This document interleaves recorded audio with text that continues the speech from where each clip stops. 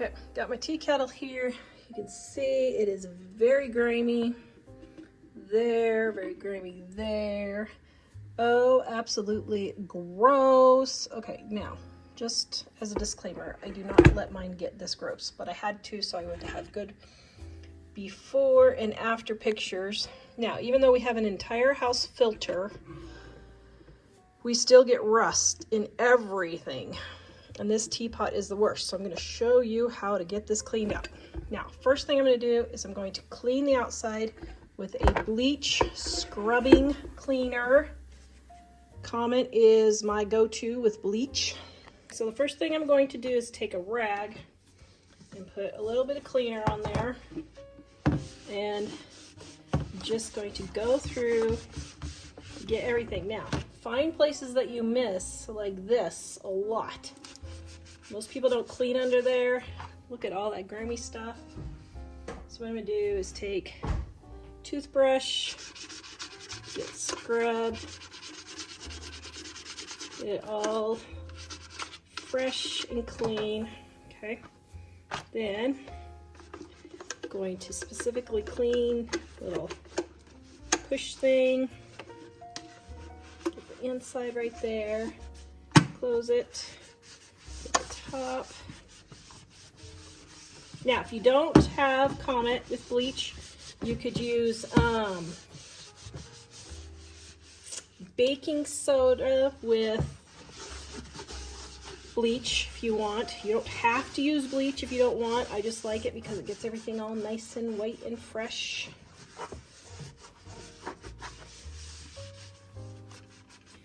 Okay, now I got the outside all done, so I'm going to rinse this off.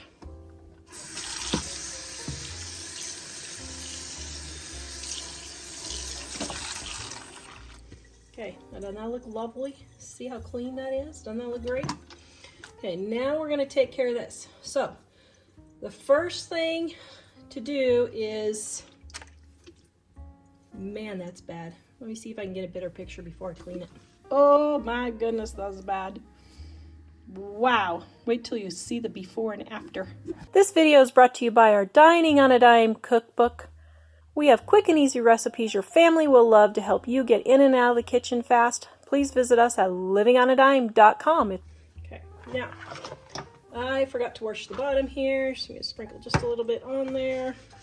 Try not to get it inside here. And I'm going to rinse, or not rinse, but I'm going to wash all of that off. Oh, gross. Okay, so it's taken me probably, I'm going to clean the cord too, I don't know, probably 5-6 months to get it this dirty. I have not cleaned it, waiting to get it dirty enough so the thumbnail could see the before and after.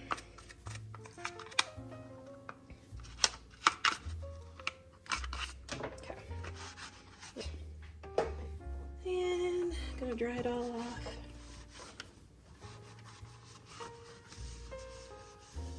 Just so you can see how lovely it is. Isn't that lovely? Okay, so now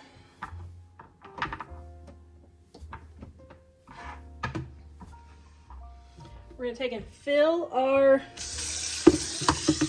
jug there. Okay, now everybody likes to buy these tea kettle cleaners, which are special and really ridiculously expensive. You do not need to buy a special tea kettle cleaner. So what I do is I just get citric acid in the canning department of my grocery store or Walmart. This has lasted me, I don't know, years, because I only have to do this every few months, like twice a month or every 2 months or so. And now I'm doing it a little extra, but normally I do about a half a teaspoon, but I'm doing a full teaspoon this time. And I'm dropping it in there and stirring it around, which it's not that big of a deal because as it boils, it will mix around. If you don't have citric acid, you can use just lemon juice or vinegar also.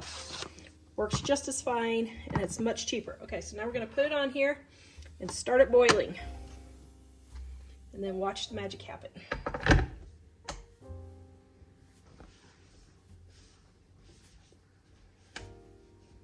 Oh, that's so beautiful now.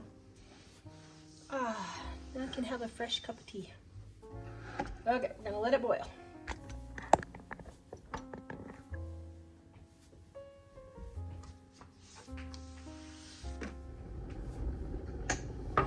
Okay, it just clicked off. Okay. Would you like to see what my tea kettle looks like inside? Except it's very smoky. Okay, so the first thing I'm going to do is I'm going to take this and pour it into my nasty cup. This cup stains really easy. So first of all, I'm going to let that soak in my nasty cup all the way to the top. See, it's already getting it all fresh for me. So first thing I'm going to do is swish that around in my cup. So you don't always have to use bleach, you can use citric acid also. I just like bleach because it disinfects everything. Citric acid just cleans. I mean, it probably disinfects a little bit, but not like bleach. Okay, so first of all,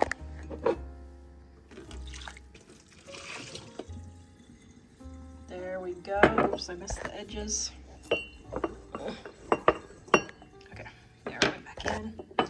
Oh, isn't that beautiful? Just nice and fresh and lovely. Okay. Would you like to see what my tea kettle looks like inside? Except it's very smoky. Okay, so the first thing I'm going to do is I'm going to take this and pour it into my nasty cup. This cup stains really easy. So first of all, I'm going to let that soak in my nasty cup all the way to the top. See, it's already getting it all fresh for me. So first thing I'm going to do is swish that around in my cup. So you don't always have to use bleach, you can use citric acid also. I just like bleach because it disinfects everything. Citric acid just cleans. I mean, it probably disinfects a little bit, but not like bleach. Okay, so first of all,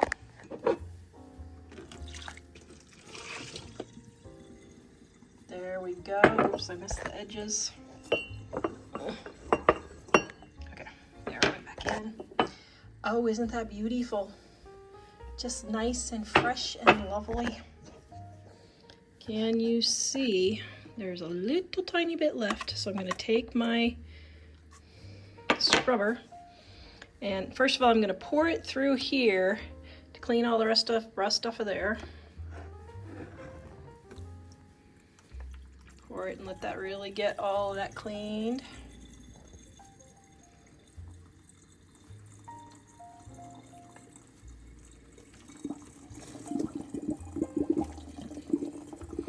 Now what you can also do is pour this into the back of your toilet and it will clean your toilet and you'll get double duty out of your citric acid.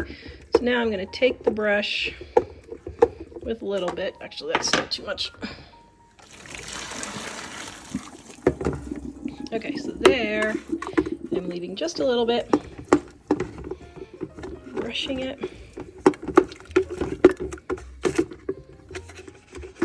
Scrub the sides.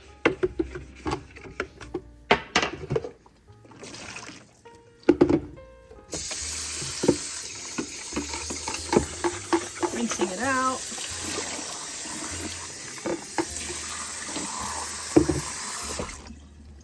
Okay, now are you ready for the after?